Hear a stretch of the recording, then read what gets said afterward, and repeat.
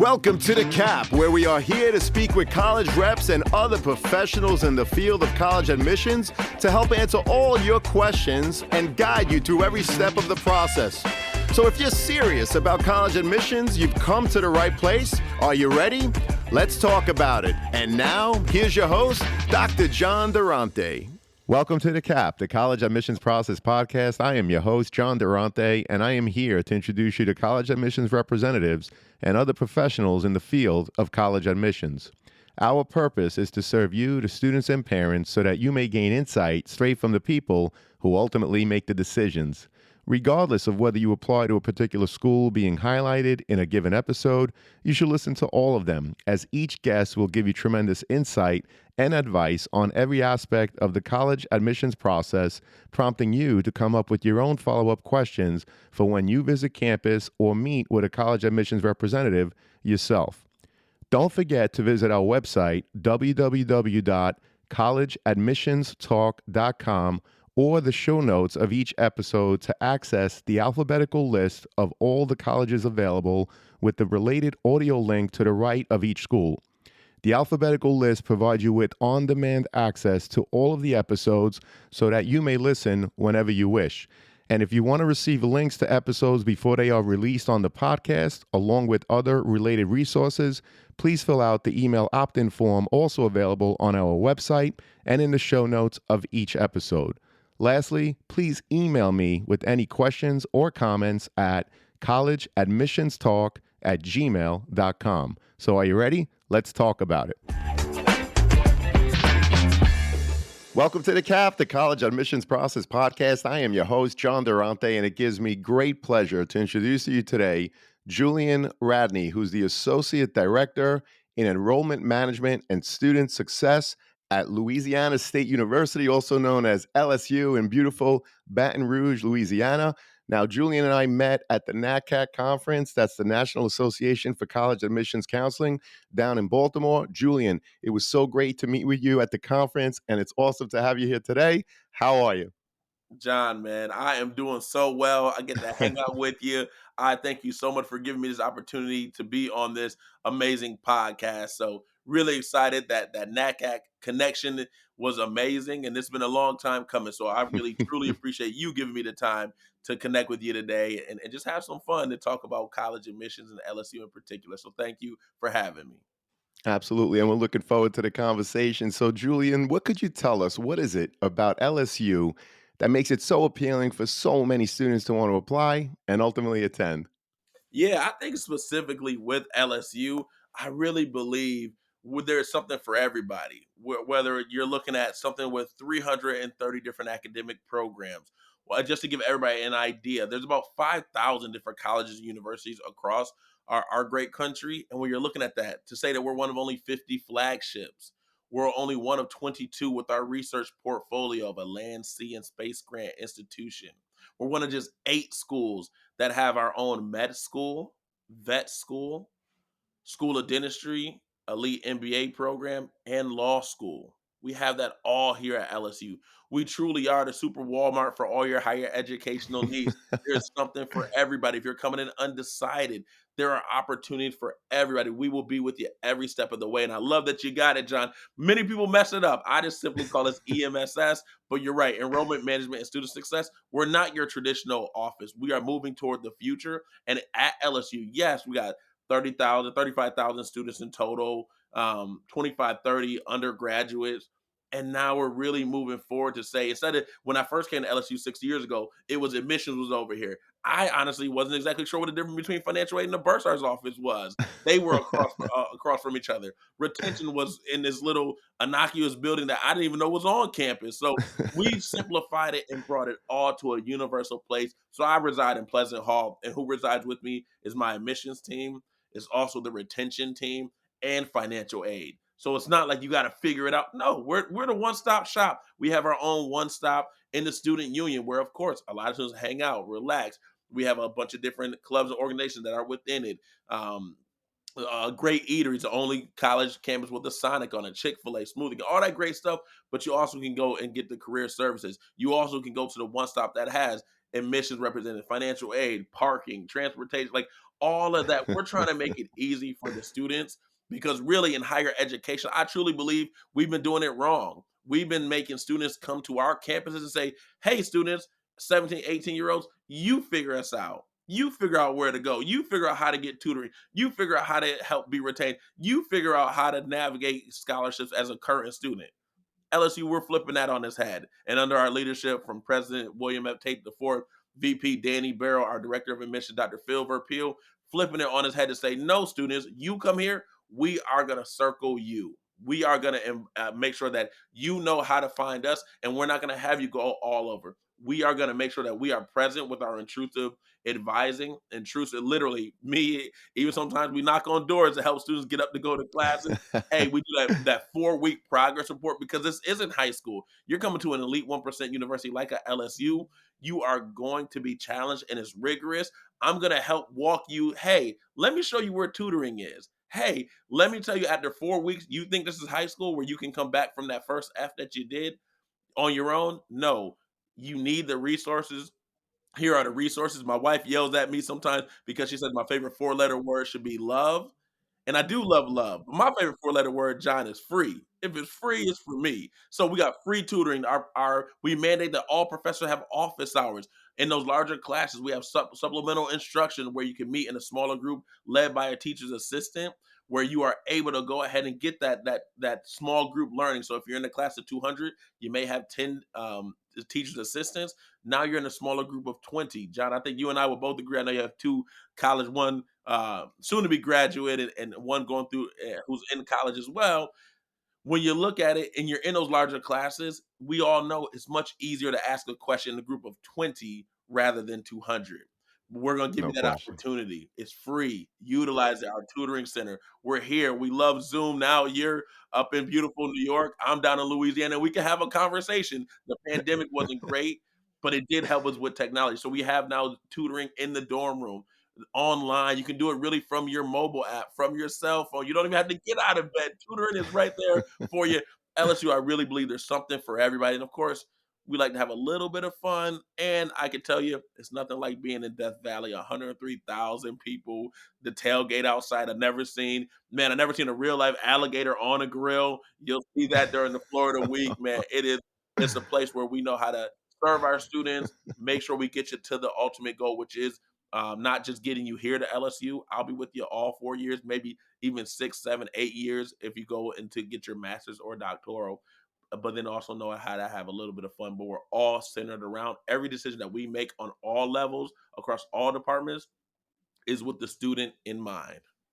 Well, we appreciate that. And we're going to talk a little more about all the fun that you have on your campus and beyond. But Just a little bit, John. Just we don't have too much, just a little bit of fun. well, I know some people that are there currently, and it's a lot of fun. That's for sure. No It question is. about it. But before we talk about all the fun and the great things that you offer on your campus, you mentioned a lot of things. Particularly, I want to talk about the fact that you mentioned financial aid and scholarships.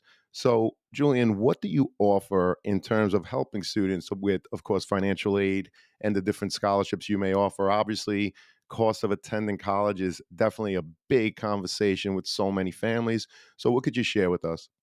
Yeah, no, and it's a big thing. I will tell you, I'm not an LSU undergraduate, graduate at all. I went to a private Catholic school in Buffalo, New York. New York. I want to give them a little shout. Go Griffs! All right, Lucia College in Buffalo. So I'm all about helping you find your best fit, and that's one of the things. When you get on some of these campuses, they're going to try and sell you on their university. No, at LSU again, we do things differently in Louisiana. We're going to give you all the options, let you know who we are, and then we want you, the student and the family and their stakeholders, maybe their community-based organization, we want them to figure out if LSU is truly the best fit for them. And that's what we're looking for. So one of the big things we know is cost. And every year, usually August, September, those articles come out. Is college worth it? Is getting in a student loan debt worth it? And I would definitely say that there's certain things that can be taken away, like your house, your car. Hopefully it doesn't happen to anybody, but that can be taken away. But once you earn that college degree, no one can ever take that from you. And so really it's about us, and I think it's more on all universities to help students guide the information for the students and families to help them find their best fit. If you can have another great school, maybe another flagship, Like I know in New York, we have some great schools. I used to work at a couple of them, and now looking at them, if you could pay in-state tuition really cheap with a scholarship and then come to LSU full price, I'm going to be the one telling you, no, don't come to LSU. Like we would love for you to come, but financially, it doesn't make as much sense. So, but what I love that we have done again under our leadership, when I started at LSU, we offered a decent amount of financial aid, but our out-of-state scholarships were $3,500. I know we're on Right. a podcast, but Right. just so everybody knows, I'm scratching my head, my hands, kind of like giving that thinking look. I remember they said $3,500. I said for an out-of-state student, that's just a drop in the bucket. That's not really doing anything. It's not going to move the needle at all. So what I can say at LSU, what I'm really proud of, we offer over not a million, but $1 billion in financial aid and Wow. scholarships. And so what that looks like on a micro level, for our out of state students, they are going to be able to go ahead and minimally on an outside scholarship, out of state scholarship is $13,000.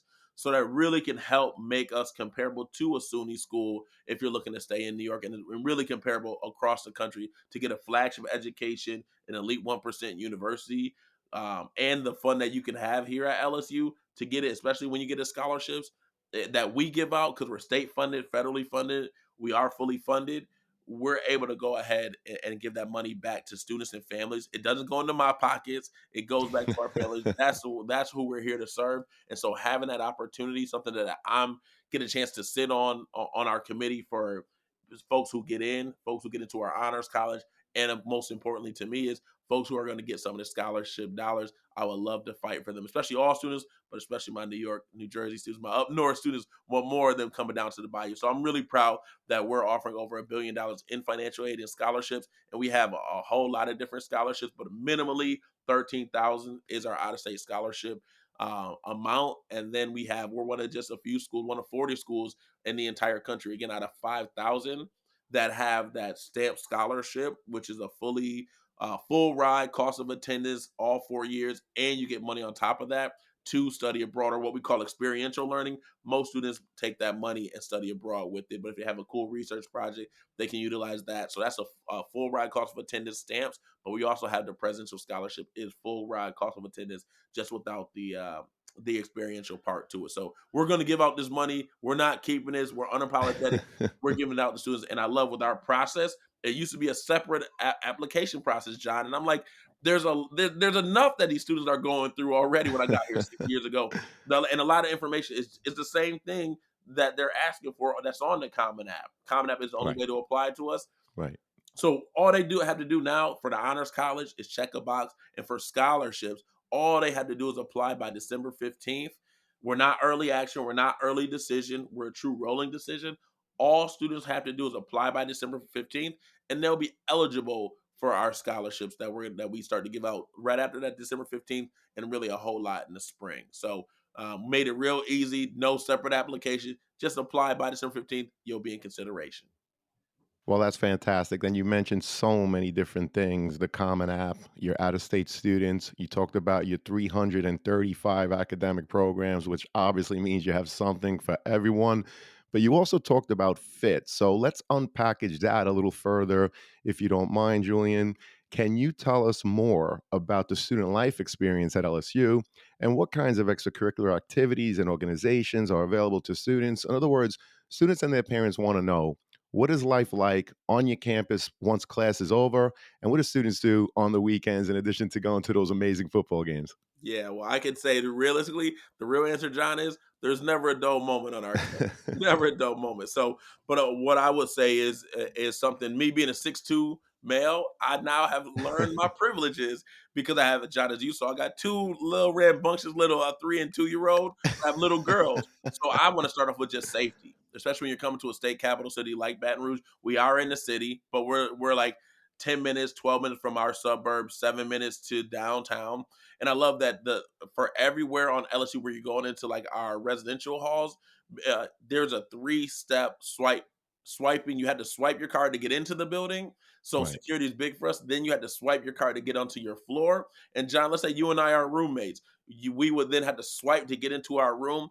I would have a specific pin. You would have a specific pin. So Wow. security is something that's really big and important to me, especially again as I think about some of the wild things that I did in college, where I'm like, that probably wasn't the safest thing with my little girls. I'm like, I want to make sure that campus is safe. So I'm really proud of our safety. I love that whether it is because it's raining or you're just studying later, you just don't feel like walking. We have transportation for all students. Yes, you can bring a car, John. You can, but do you need one? No, because we have shuttles that take you all throughout the day. We have our evening shuttle really running from 4 to midnight, and then we have our police escorts. Let's say, hey, you're studying late till 2 a.m. It's raining, or you just again don't feel like walking. You can go ahead and police escort will take you back to your dorm.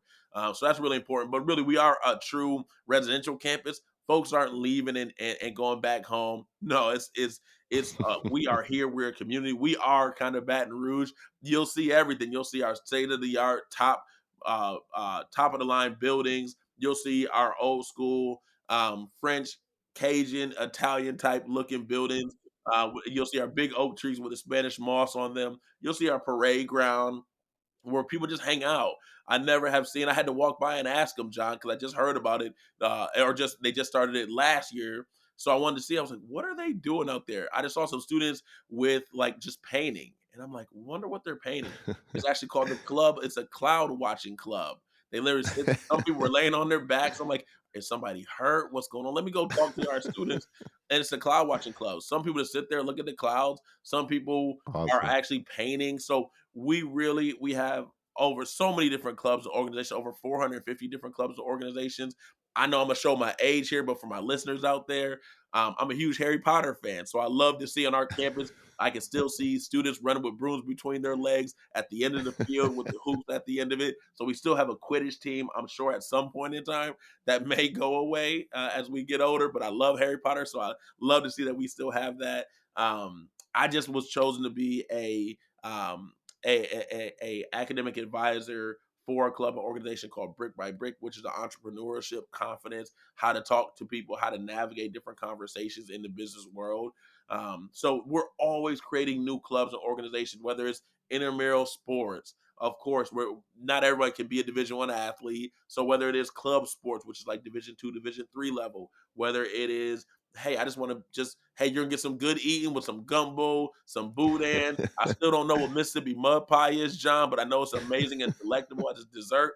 You need to run that off. So intramural sports is something that our students are able to participate in. And I can say I never used to see hockey sticks and lacrosse sticks, but I'm seeing more and more of them Right. on our campus as we have more and more Right. Northerners coming on down. So it's really something for everybody. Our University Rec Center or UREC, state of the art, brand spanking new, beautiful, and literally anything that you can want to do. That we have that. We have our leisure river. Maybe it's just a hot day. You just want to just relax, get in your inner tube, float through at the leisure river spells out LSU. So you kind of just have a little Awesome. fun in the sun. There's truly something for everyone. But again, I love that our students are able to create their own clubs and really facilitate what they need. That's what college should be Right. about. Great Right. ideas, learning, finding yourself mentally, spiritually, physically, but also making sure you have a good time and feel safe in an environment and help find who you are. And we help cultivate that by allowing students to create their own clubs and find what matters to them. Again, I didn't know tea and crumpets.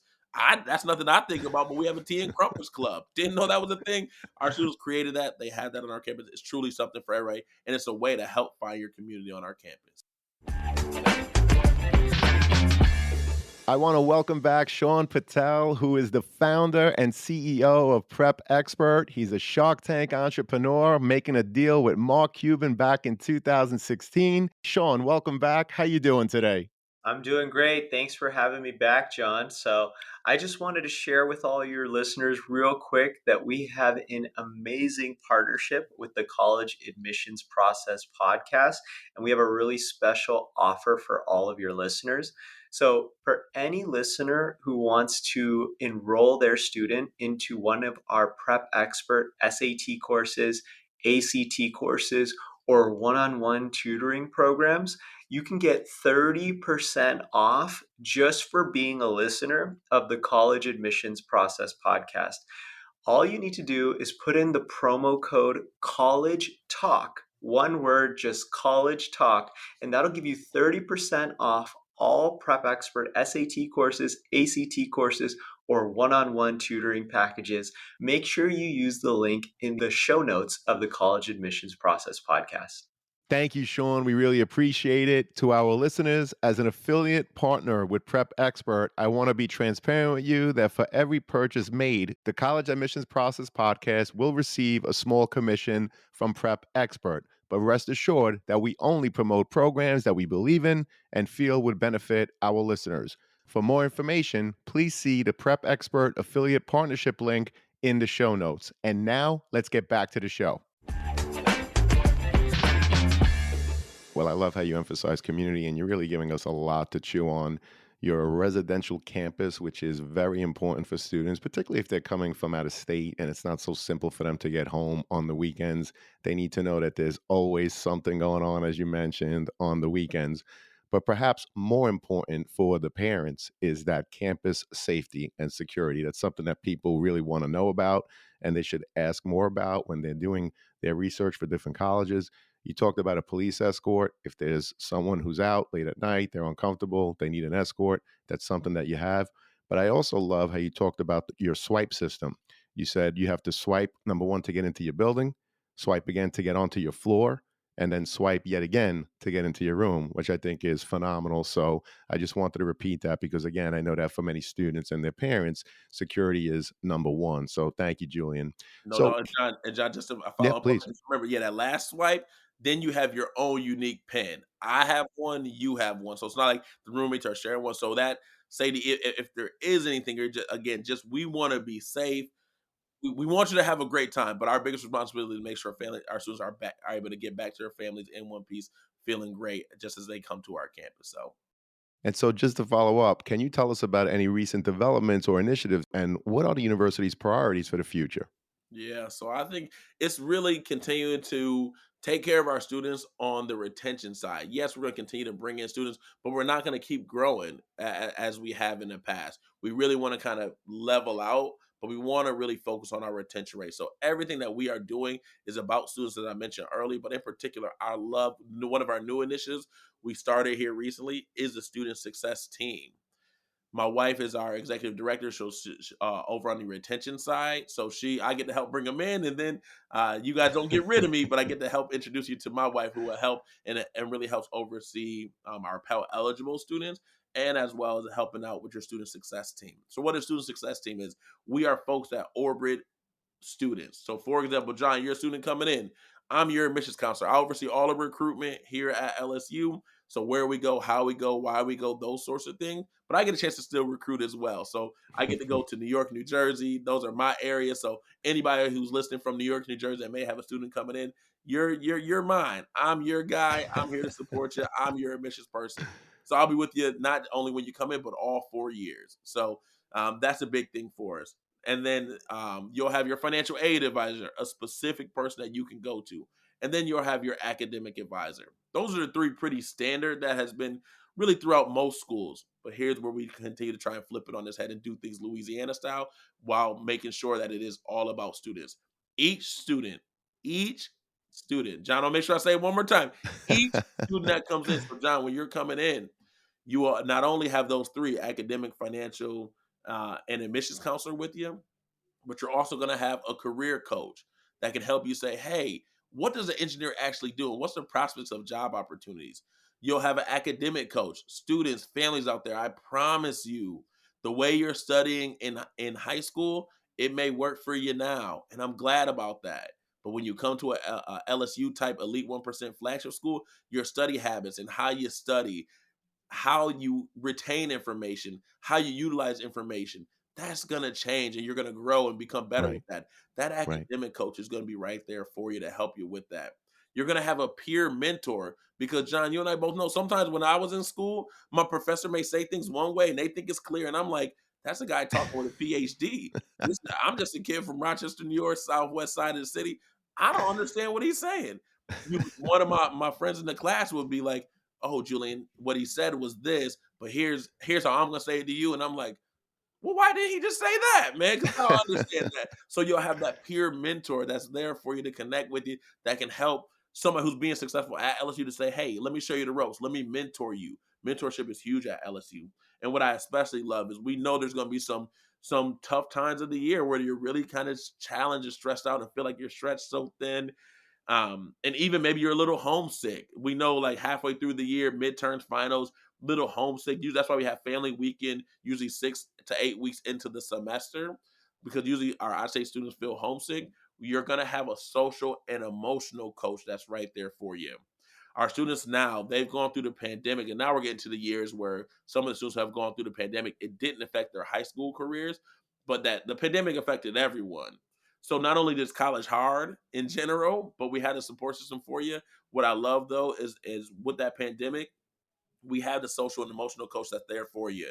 Therapy is not a bad thing. It's not a scary thing. We want to be That's right. upfront with you because again, in general, college is hard, but now out of the pandemic. So I'm glad that we're able to have each student, John. Again, you're gonna be able to see who your social emotional coach is, who your career advisor is, academic coach. All this is what's called your student success team, and it's on your phone. It's on your Navigate app that we have. You'll be able to see. Wait, hold on. I remember that kind of loud talking guy from New York. What was that guy's name again? Who's my admissions counselor? I got an admissions question. Oh, let me check. Julian Radney. He's in Pleasant Hall, first floor, 1106. Let me go see him. Hey, it's someone like you'll be able to have access to us. So we're gonna be all around campus. We're gonna be proactive with our students. But John, if you're ever just, hey, I really want to talk about internships this week.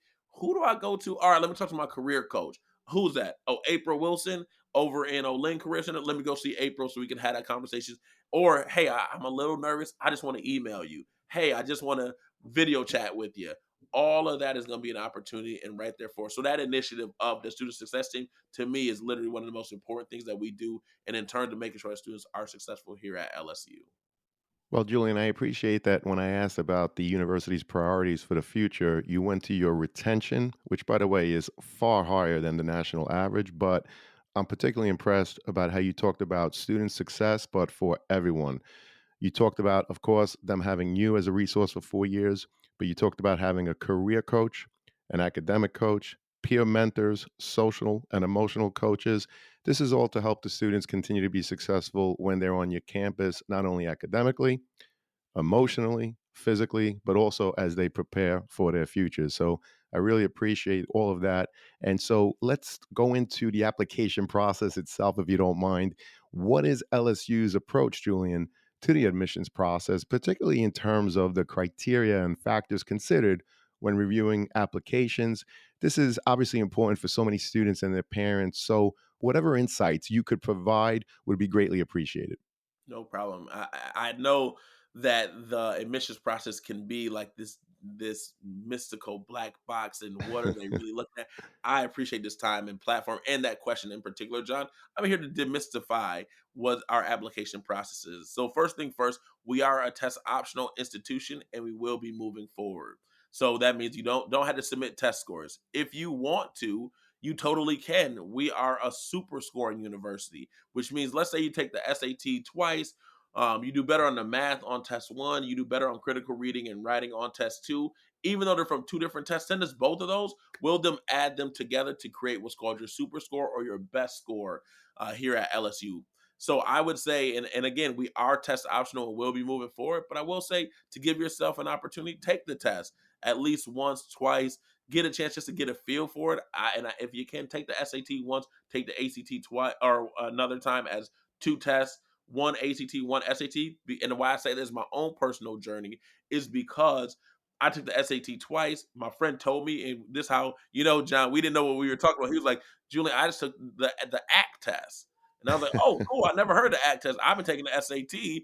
Let me see what the ACT test is all about." I went to my counselor. Shout out to Miss Lisa Kaz is still being an amazing guidance counselor at School of the Arts in Rochester, New York, who helped guided me. I went to her office on that Monday morning. Miss Kazan, I need to take the ACT test. She's like, what are you talking about? No, Miss Kazan, I don't know what you're talking about, Miss Kazan. Maybe you're not hearing me. I need to take the ACT test. My man Chris just took it. I need to take it too. And she's like, you mean the ACT? And I'm like, I don't know what that is. And then I said, oh, the ACT test. Chris gave me the wrong. Okay, yes, I need to take the ACT. And to me, it's more. I'm a more of my math and science person, so I took the ACT and did a lot better. So I say that students, not to say that you have to take a test, but if you can and you have time, I would try and take the SAT. I know New York, New Jersey, mostly a SAT state. but I would try the ACT. I feel like the ACT is more straightforward. You either know it or you don't. Sometimes with the SAT, I'm like, well, what are they even asking? I'm not even really sure. So I would say take both of them, but regardless, if you do use a test score, we super score that. So I think that's big. But the biggest thing for LSU is it's the high school transcript. Far and away, the high school transcript is the best predictor of college success. Myself and my team, there's two things that we're looking for. Can you do the work and be successful at LSU academically?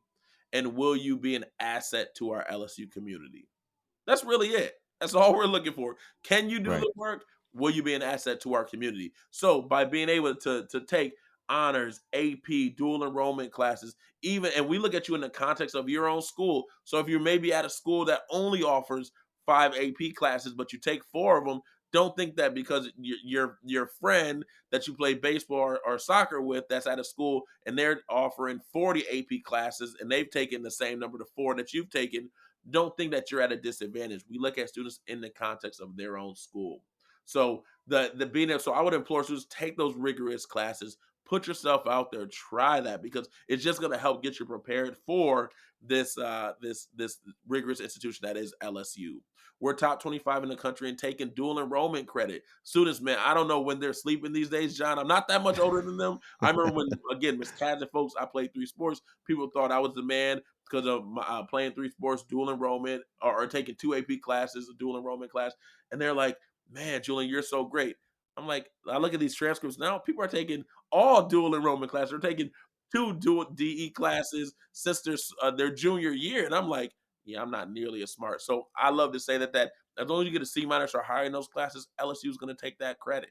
So you're going to get credit for that. And so we're really, again, everything that we do is about students. So really, that high school transcript is the biggest thing. Trying to take rigorous classes that as much as you can honors AP dual enrollment, knowing that we look at students in the context of their own school, not your friend's school. You're going to be competing with students in just in your school. When we look at you, we're a public institution. We're looking to find ways to admit you. I will say the other key piece to it is, again, if you'll be an asset to our LSU community, some of the big things are, and only because I'm telling you, John, because you're family to me now, is that we are really looking at non-cognitives. So things Hmm. that you can't really measure, like a grade A or B that you got in calculus and you're trying to go to engineering, okay, that lines up. We're looking for things like positive self-concept. We're looking for realistic expectations. We're looking for if you volunteer or have community service work. We're looking at opportunities to say, hey, I know that I struggle in math, but I've been going to tutoring and I know that becoming a doctor is a lot of math that goes with it. We're looking at short-term goals versus long-term goals. We're looking for leadership skills. Those non-cognitives are huge for us. So that activity list is so important to us. There's 10 options. Even if you feel like, hey, like this is trivial, I don't need to put that. But if you babysit your little brother, little sister for 2 hours out of the week while mom and dad are at work, that's a big deal. John, it was always a big deal to me. But Right. as I mentioned earlier, I have 2 beautiful girls. I love them with all my heart, my beautiful wife. I have again 3 and 2 year old. If I'm leaving you with my baby girls, That's right. I trust you implicitly. Like That's right. it is something that's super, super important. So you may think, oh, it's little. I babysit. No, that's a big, big deal. That shows responsibility. That shows leadership. That shows consistency. So maybe it is, hey, I started my own business and I cut old man Jenkins' lawn down the street. You doing that shows that leadership, that hustle.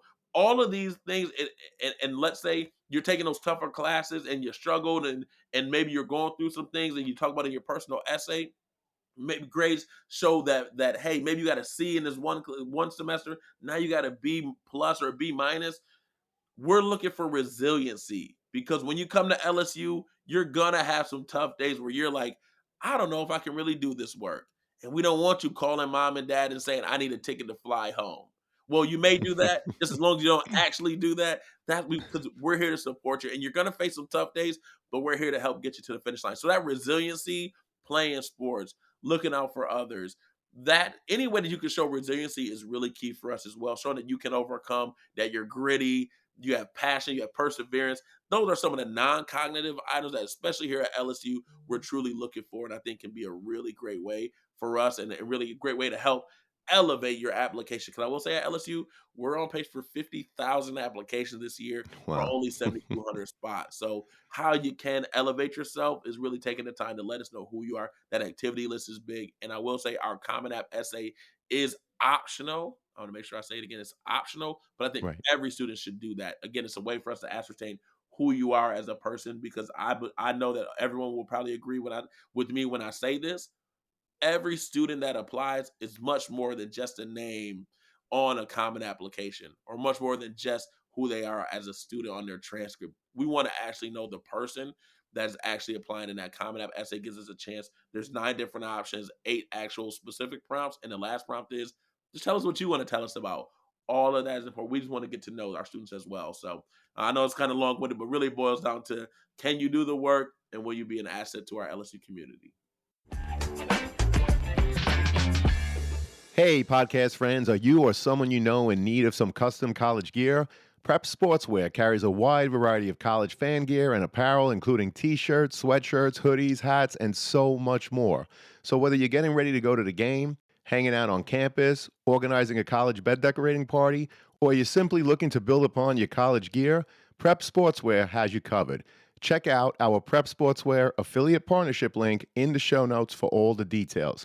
As an affiliate partner with Prep Sportswear, the podcast does receive a small commission if you make a purchase. But rest assured that we would only promote products that we believe in and feel that would benefit our listeners. And now, back to the show.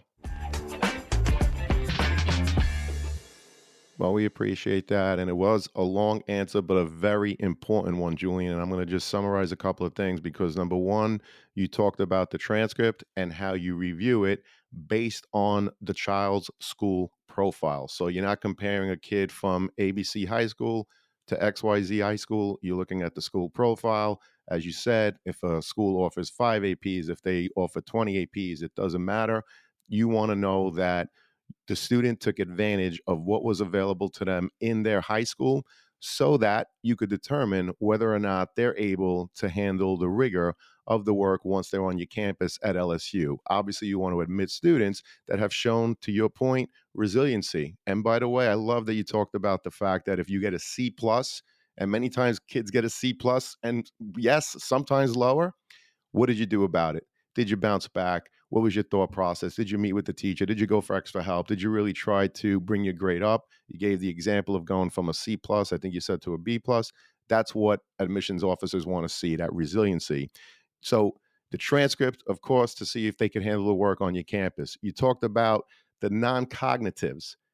What kind of community member are you going to be on the campus? And of course, the activity sheet incorporates a lot of things that you did in high school, hopefully, so that they could determine what kind of roommate you're going to be, what kind of classmate you're going to be, what kind of community member you're going to be in this beautiful thing that we call LSU. And I love the fact that you talked about babysitting, because if you're babysitting for whether it's a younger sibling or somebody in your neighborhood, perhaps you're a student who has to take a relative to the doctor.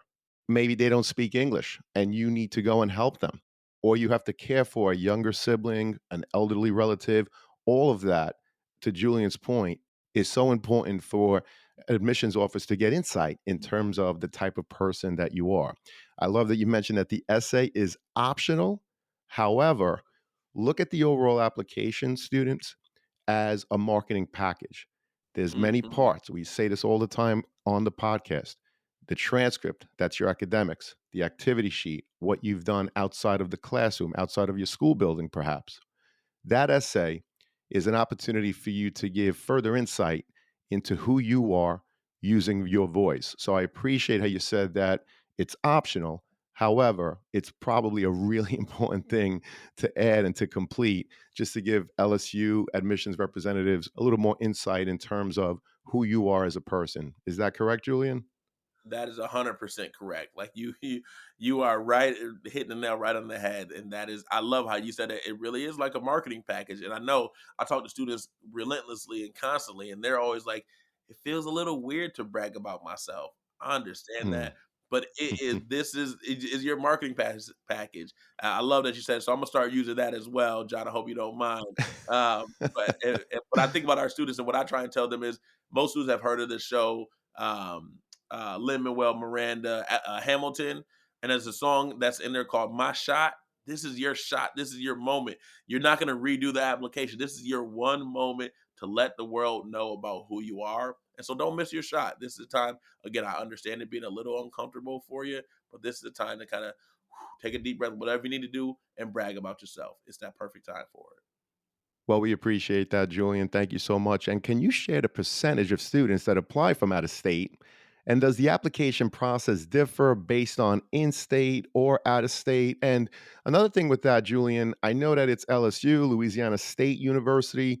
Is there a max in terms of the percentage of students that you could actually accept from out of state? Such a great question again, John. Man, man, this you are the man. I'm so glad that we're able to connect today. I'll do it in kind of reverse order. So no, there is not a cap. Great. We are governed by a board of supervisors. We have a board of regents, all that good stuff. But we are not capped to say that we can only have a certain amount of out of state students. We are Great. not. So one thing, and there is no different process for an out of state student versus an in state student. There's no different process. Same way that we review an in-state student, we review an out-of-state student. Realistically, of course, going back to it, we could admit all out-of-state students and enroll all out-of-state out-of-state students if we wanted to. Of course, we wouldn't do that. That would Right. cause a lot of mayhem in our state. But really, seriously, there's no cap on us. And really, where Right. we have been going, it's been trending out of state, out of state, out of state, increasing each and every year. So this past year is about 38% of our freshman class that came in was a LSU student. We had 7,402 students come in. Wow. So 35 to 38% was out of state. And this year, I think we'll be up close to about 40%. So really, it's not a in-state versus out-of-state thing. It's just, yes, we have to take care of our students in our own backyard in the great boot state, no doubt. But we also are saying that, hey, if students are looking to be here and they can do the work here and they will be an asset to our community, whether they are from Alaska or Iowa or Michigan or of course New York, New Jersey, they have a spot and can have an opportunity to study here at LSU as well. Well, we appreciate that, Julian. And when I speak to parents, one of the things that they ask a lot is about demonstrated interest, particularly if a student is really interested in attending, of course, in this case, LSU. So, what are some of the things that students do to demonstrate their interest in attending LSU? And does it come into a play at any point, Julian, in your overall application review process?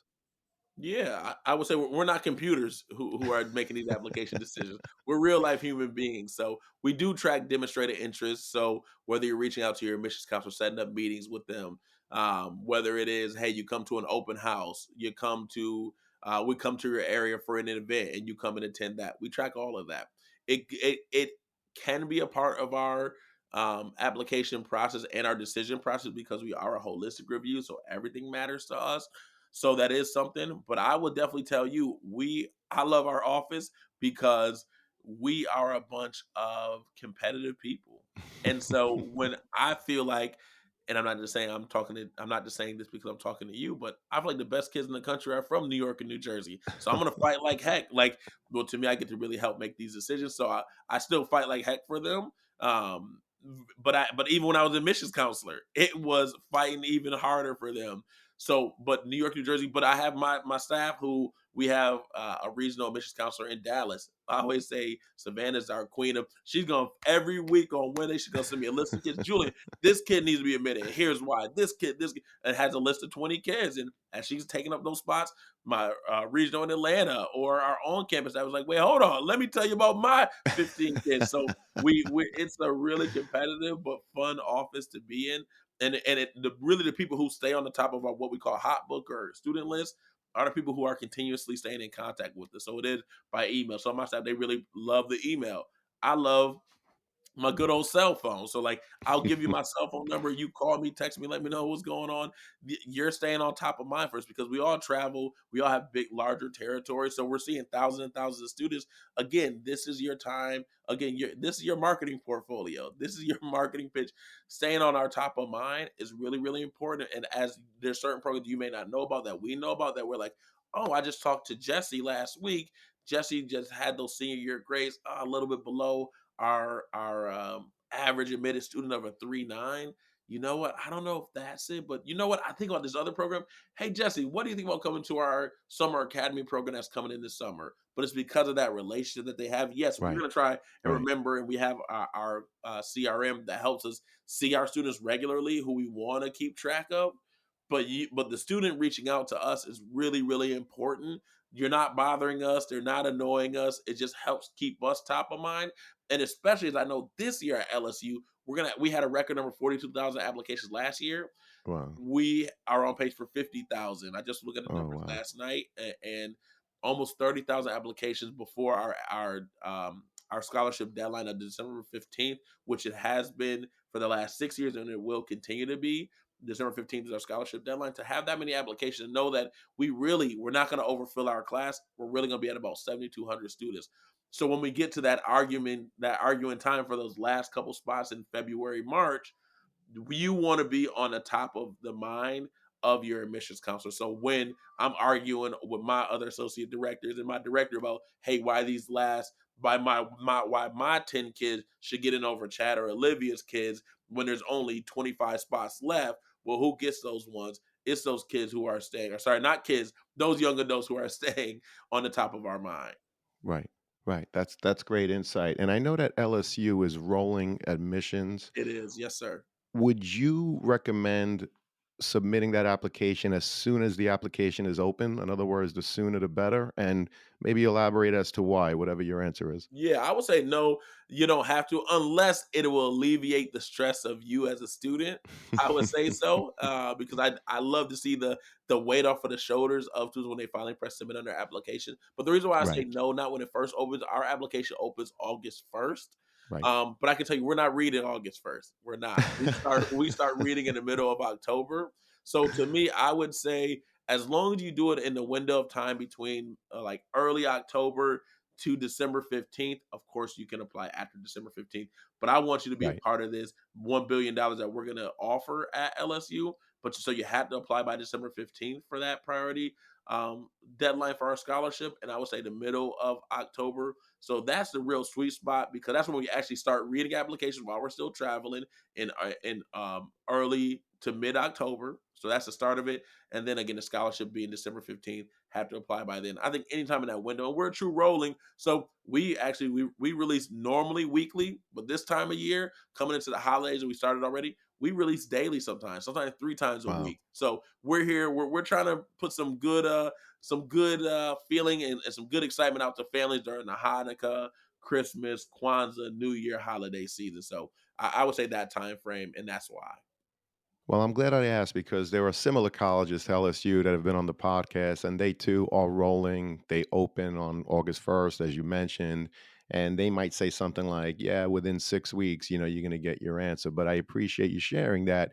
Yes, your application opens August 1st, but you're really not starting to read until mid October. So that's good insight in case a kid is, applying to you and the other school in early August and they get a response from the other school and they don't hear from you until the end of October, November, and they say, "Oh man, did I do something wrong for LSU?" So again, great insight, Julian. No doubt. And John, just to follow up on that, I would also say too is again that demonstrated interest. If you Right, want to know, hey, I haven't heard, is there anything why? What I teach my staff to do is we want to always be solution oriented and find prescriptions for students. So we right, already know, hey, you know what? You submitted as a test inclusive student.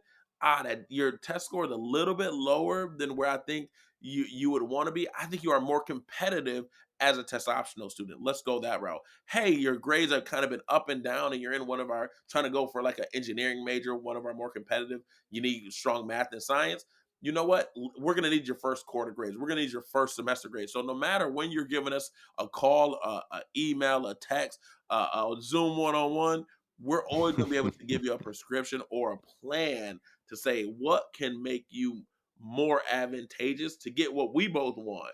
We're in right, it with you. We want to right. admit you. We want to provide great news to families and students. So we're working together and we want to have a symbiotic relationship. So really it's truly about what can we do to help get you to that goal? And we're gonna be able to tell you early on in the process what you need and what you can do to be better. And sometimes it really is, hey, you know what? It's just a quick flip.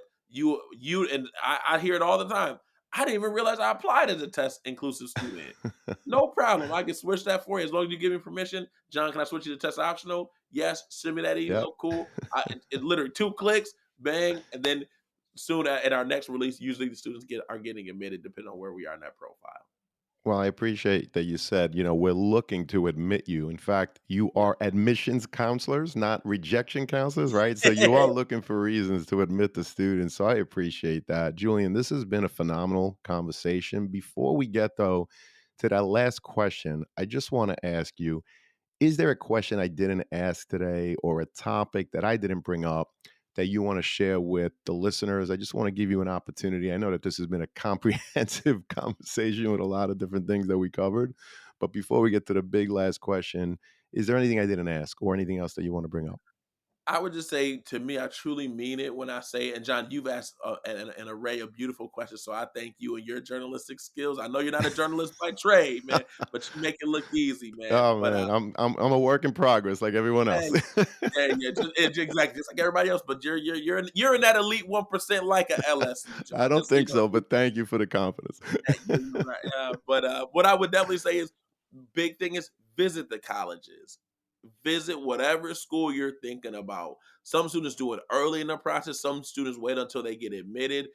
Whatever you decide to do it. And I know, trust me, again, I live in Baton Rouge. I'm not driving up to New York when I recruit. So I fly and I see the flights. They're expensive as all get out. So I totally get it. But I think that investment that you're making on a weekend trip, and hopefully you get multiple schools, but that feeling that you'll get on the campus, that is what you're looking for. And it's hard to quantify that. And so to me, I would say wherever you go, visit that campus, really see it for your own eyes. It's great to see it on social media or your friend that goes through there. Literally go visit it. And I would also say ask questions. Yes, ask questions to us in admissions. But I would also say you see some random students walking by, ask that student, ask them how they're enjoying their time. What do they like about that campus? I really feel like when you come visit LSU, in particular, you're gonna get that Nicholas Spark type feeling, that tingly feeling, like, and that feeling usually is telling you this is a place where you can see yourself for the next 4 years. To me, you're taking that weekend investment in families. I'm getting clear. These flights are expensive, hotels are high. It's expensive, but I think it's worth the investment when you're coming for a weekend trip or a week trip to look at your son or daughter or their friends for a 4 year investment, maybe even longer than that. Again, at a LSU, you can come here for your master's and your doctoral in a lot of our different programs. So I would say just a big thing, visit campus, ask questions, and then even ask students who are going there who aren't a part of admissions, maybe just walking through, ask them a question or two as they're on their way to class or hanging out with their friends just to get a feel for that school. And trust your gut, folks. Like, yes, it's great about rankings, but finding your best fit, I think, is the key piece. And it's really going the chance to get to visit that school. Well, we appreciate the advice in terms of finding your fit. And yeah, visiting campus is definitely a big part of that. A lot of times, you mentioned it's very expensive for other families. Maybe they could afford it, but it's also time consuming. So, the advice that we always give on the podcast is if you can't visit before you apply, you definitely owe it to yourself to really take that visit before you matriculate for all the reasons that Julian mentioned. Although we have things like the podcast and every college and university has beautiful websites with so many resources, nothing replicates standing on that campus, taking that tour. And I appreciate you mentioning not only asking questions of the admissions people, the tour guide, but find a random student on campus or off campus at a local shop just to really get a sense of what it is. And one thing that I'll add for the parents to consider, because there's a false sense, I believe, of comfort when you're on a campus with your parents, siblings. I remember going with my own daughters. We would go to the campus, take the tour, have a great time, go for a nice lunch, go for a nice dinner, and everybody was happy. We came together, we went home together. But give your students, even if it's just a half hour, to walk the campus on their own. Give them an opportunity to really reflect and say, okay, do I see myself here without mom and dad, without my brother, without my sister, whoever? I think that's also some good advice. Would you agree, Julian? And is there anything else you want to add? Man, 100%. That is so true.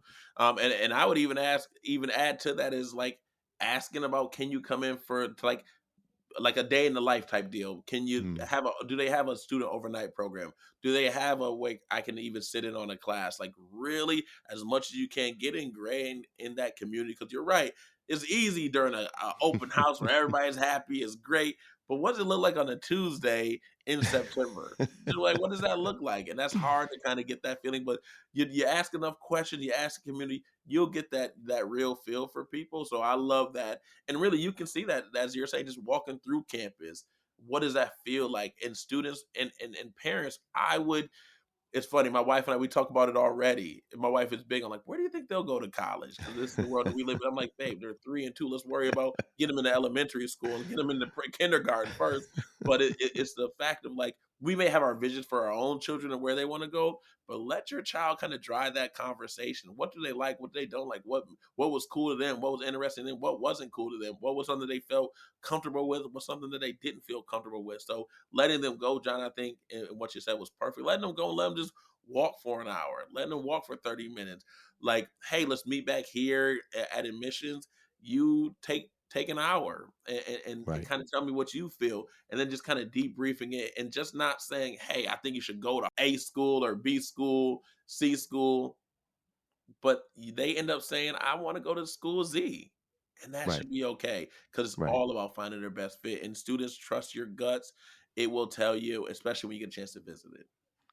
Right. And, we always say there is a college for every single student, Yes. but not every college is for every single student. For example, if you're a kid that wants an urban environment and there's a school on one of those lists, right? Maybe even top 20, and they happen to be in a rural environment, well, guess what? Regardless of the reputation of how great that school is, if you don't want to be in a rural environment or if you don't want to be in an urban environment, that school's not for you, regardless of what the rankings say. So, it's definitely something to consider. And I appreciate you talking about your daughters being 3 and 2 years old. And they're the most adorable kids that I've ever seen, by the way. They're awesome. But the fact that you and your wife are already talking about, hey, where do we think they're going to go to college? Is absolutely key to understanding how important this process is to parents, to the students. And so you've given a lot of pearls today, Julian. I really appreciate the conversation. It leads us to the last question, which is what are three other pieces of advice that you would like to leave the students and their parents as they're getting ready for the college admissions process?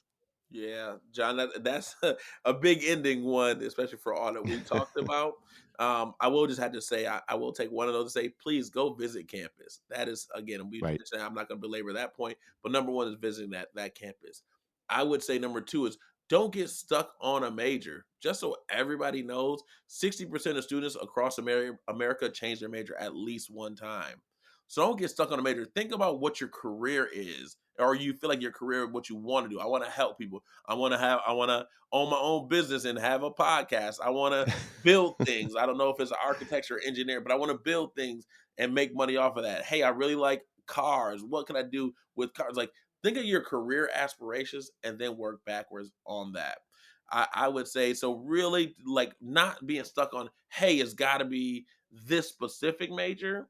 You may just again, I would lead and talk about trying to think about careers that you want, and then you may be put upon different major. You think it's political science, but you talk about what you're looking for, and somebody tells you, oh, you know what, you might want our 3+3 law program. That's an accelerated track that will help you get into the FBI, and then help you to your goal of what you're saying. You want to work in the CIA. Right. Right. And if you say just don't ask that question and I just want to be a political science major because that's what you know, that could get you there. But if you say what your career is, it helps the admissions office kind of work backwards and say, hey, here are the not just political science, here are the 10 different majors that you could be that will help get you to what your career goal is. Um, so that would be number two. I would say number three then would be, and I heard this at a conference we were both at, John, is when we're looking at students and the stresses of this, there's a 64% survey that the College Board found out that the toughest thing that a high school student does is not ask somebody to prom, not calc AB or BC, not taking that intro to dance class. It is going through the college process. So parents, This is a big deal for students. They feel it. I would check in regularly. I would start the process early. I would try and do as much research as you can because a lot of universities are similar in what we do, but how we do it really differentiates each other, whether it is an early action school or an early decision school, which is a binding agreement, whether it's a true rolling, whether it's you get all the decisions all at one time, financial aid, how that all works you want to get a chance to just check in with your child and just really parents. I know you're busy, got a lot of things going on, but being an active participant, especially with now how the new FAFSA is gonna be, that is gonna be unveiled at the end of this month. Like it's just a new process in a different world, and don't hesitate to reach out to folks like John and his network of people. I know there's some great counselors out here. I do got a shout out to Miss Mary from Half Hollows West. That's my lady. What's up, Miss Mary? I hope you're listening to this week's show.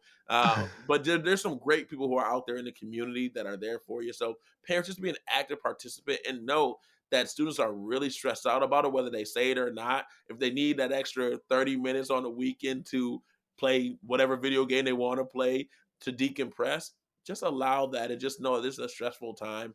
And again, it's really important that the students really market themselves into who they are. Understand, parents, it is a difficult time for your young adult. They're going through it whether they say it or not. So being an active participant and just understanding that to support them as you have all their life is just another great way that I think can be really helpful during this application process. Well, we really appreciate this, Julian. Number one, visit, visit, visit. As we said earlier, if you can't before applying, certainly try to do so before you matriculate. Also, don't get stuck on a major. You talked about how 60% of the students change their major at least once. So that is something really important to consider, students. You don't have to know what you're majoring in when you're applying. If you happen to know, fantastic. But if not, 60% of the students change anyway. So don't stress on that. And lastly, you mentioned the NatCat conference, which we were both at down in Baltimore. 64% of high school students reported that the toughest thing they deal with in high school is the college process. But today, Julian, thanks to you, that's going to help students and parents. This conversation has been great. You gave so much insight, so much advice. I really appreciate you. You are awesome, and we hope to have you again, Julian. Thank you so much. John, seriously, thanks to you for this platform, for all the admissions folks that get to come on it. I'm super grateful and thankful that you allowed me to come on today. So, anytime in the college admissions process, podcast is, I'll love to come on, be a part of anything that you're a part of, man. So, thank you for the opportunity, and I hope I help someone out. And if anybody has any questions, they can always reach out to me. I'm the only Julian in our office, uh, and I'm the New York, New Jersey rep. But wherever, no matter where you are across the country, I'm here to serve students and help you find your best fit. Please do not hesitate to reach out to me. Well, Julian, LSU is so lucky to have you, as were we during this episode. And one last thing to say to everyone out there, good luck to you and best wishes as you navigate the college admissions process. Take care, everyone, and thank you all so much. Go Tigers. Go Tigers. That's right.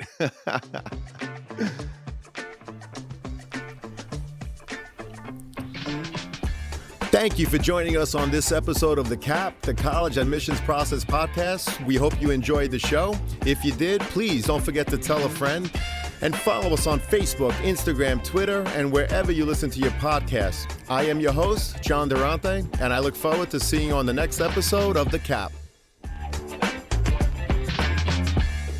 What's up, podcast friends? I'm happy to share that we've teamed up with Dormco to make your dorm decorating a lot easier. Why Dormco? They offer quality and durability, affordability, and a wide selection for bedding to storage solutions and everything in between for your dorm room. So if you or anyone you know is looking to decorate your dorm, see the affiliate partnership link in the show notes for Dormco, your one-stop for stylish, affordable, and quality dorm essentials. Please note that if you make a purchase through any of our affiliate links, the podcast gets a commission, but rest assured that we would only promote products that we believe in and feel would benefit our listeners. Thank you all, and best wishes.